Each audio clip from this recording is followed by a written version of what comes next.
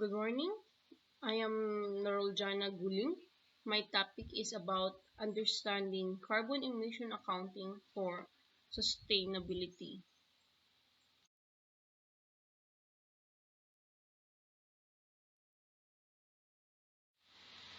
Before we start, let's first define what is carbon emission accounting.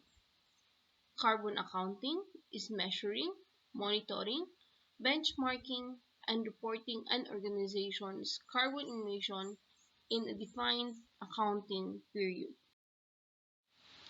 Why do we need to conduct an accounting of carbon emission? Well, because we need such information on which to build an effective strategy to manage the greenhouse gas emissions. Of course, we cannot manage our greenhouse gas emission if we do not know how much carbon are we emitting. Second, it is a prerequisite for participation in a greenhouse gas trading market. So before you could participate in the GHG trading market, we need to account your carbon emission. And third is to demonstrate compliance with government regulations, if any is already in place. Why is there a need to use a standard methodology? Of course, if there is a standard methodology, it allows comparability across all countries. It also ensures consistency, transparency, and verifiability.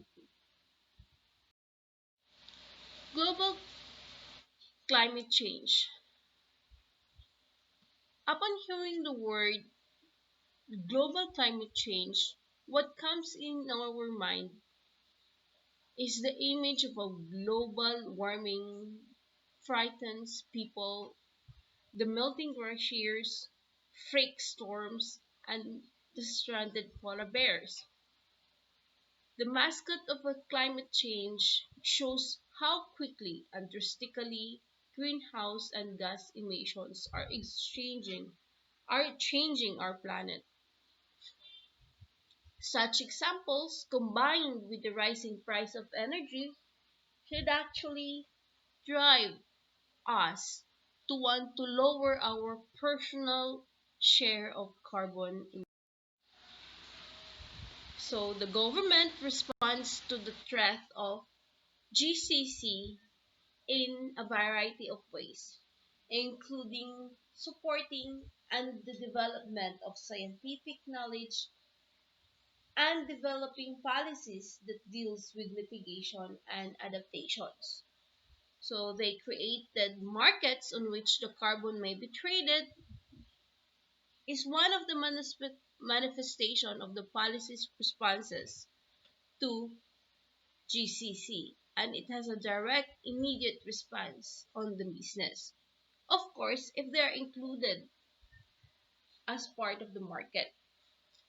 Carbon markets have the effects of putting a price on what was actually very recently free, and this of course changes this change have a financial consequence on the business in the longer term. So in particular, actually what happened is the process of translating the ecological concern into economic phenomena. The greenhouse effect is an essential natural process for the maintenance on the life of the planet. Actually, what happens, the Earth receives the energy from the sun, and then a portion of that penetrates the atmosphere, and the rest is reflected back into space. Then the energy that makes it to the atmosphere, a portion is absorbed by the Earth's surface, and the rest will be reflected back in the atmosphere. But since the atmosphere is more permeable to incoming solar radiation compared to outgoing infrared radiation, a portion of the infrared radiation remains within the atmosphere, and this creates the greenhouse. So actually, the greenhouse gases concentration in the atmosphere are currently higher than what we have in the past 600,000 years. And its impact also have led to the significant global concern and substantive policy action.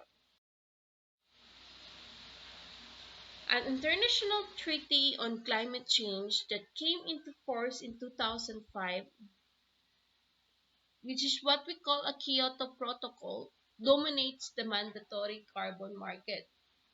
So under this protocol, what happened is the member of the convention with an industrialized or developed economies receive a specific reduction targets. So the members, of course, of the developing countries are not expected to meet emission targets. Bec- why? Because of the concept that since you are an industrialized or a developed country, you have contributed more on the greenhouse gas emission compared to a country that's just developing. The protocol does not manage actually the way in which members reduce their emission, so several mechanisms have arisen. So what are the implications of this accounting and reporting of carbon? So first, the financial accounting of the emission allowance unit. And of course, there is an accounting and reporting for the risks associated with this GCC, and the accounting and reporting for the uncertainty associated with the GCC. Carbon trading, sometimes called emission trading, is a market-based tool to limit the greenhouse gas. And the carbon market trade emission under the cap and trade system or scheme, or with credits that pays for or offset GHG reduction. So what happens in this cap and trade system scheme? The governing body begins by setting a cap on an allowable emission. The member firm that do not have enough allowance to cover their emission must either make reduction or buy another credit. And of course, the members with an extra allowances can sell them or bank them for future use. So, if you are if your company is a member firm, the governing body will give you an allowable emission. And at the end of the year, your carbon emission will be computed and will be compared to this allowable emission. If you have more carbon emission, you have to make reductions or buy another firm's credit. If you have less, then good for you because you have an extra allowance and you can sell them or bank them for future use. Because what if the following year you have more emission than what was allowed on your. The credits actually are similar to carbon offsets, except that they are often used in conjunction with carbon and trade scheme. So if your company wishes to reduce your target or reduce below the target, you may actually fund a pre-approved emission reduction project at the other site or even in the other countries. So this project would actually restore forests, update the power plants and factories, or increase the energy efficiency of building. And then regarding the reporting issues, carbon emission trading scheme actually raises the question whether or how to recognize such allowance. Is it an asset or an obligation to deliver allowance as liabilities.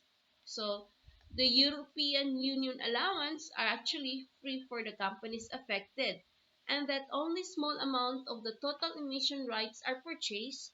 The valuation of granted allowance is debatable, and considering the volume of the EUAs for some companies, it has actually a potential significant impact on their accounts. So the recognition of assets and liabilities with different valuation bases could actually produce a volatility of result in companies. But according to an accountant or accounting books authors, Wamsgan and Sanfords, they said that it is inconsistent not to recognize the granted allowance while purchase allowance are recognized. They recommended that the granted allowance be treated as a donated asset and valued at the market at the date of the receipts, and this would actually provide a uniform accounting for allowances regardless of whether they are granted or purchased. And of course, the importance of the GCC suggests that accounting and reporting should move beyond the conventional accounting to reflect the associated GCC on the corporate performance and prospects. In addition to financial information, non-financial information will be needed also to provide relevant information about the risks and uncertainty associated with GCC. So we have regulatory risk for different companies that arise from the possibility that the government decides what if they decides to auction such allowance, or they restrict their numbers, or they include new sectors, especially when the objective to reduce the carbon emission by 80% is translated into policy. The competitive risk arises from the likelihood that the carbon-intensive products and services becomes obsolete compared with low-emission products and technologies. Of course, we, the users of the financial information, could be expected to need more information also, which we can assess the carbon intensity of of the products. And then, further research should examine the interplay on how the organization tackles carbon emission and how their carbon position and carbon management is disclosed.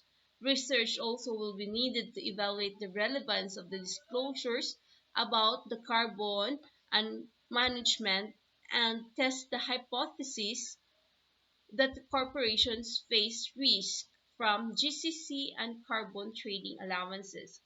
Investors and others users of FS needs this information to accurately value the risk that they face. Any account of uncertainty associated with GCC should adopt a participatory approach by giving the stakeholders different preference according to their different risk windows. A research should be developed also to cope with the uncertainty surrounding the GCC, and I believe that it is vital that the standard should be developed to provide the framework of the carbon emission accounting. Until the standard setters issue a final standard, the management will have to exercise judgment. But we have to adopt an approach that needs to communicate clearly to the stakeholders the entity's performance overall. Thank you.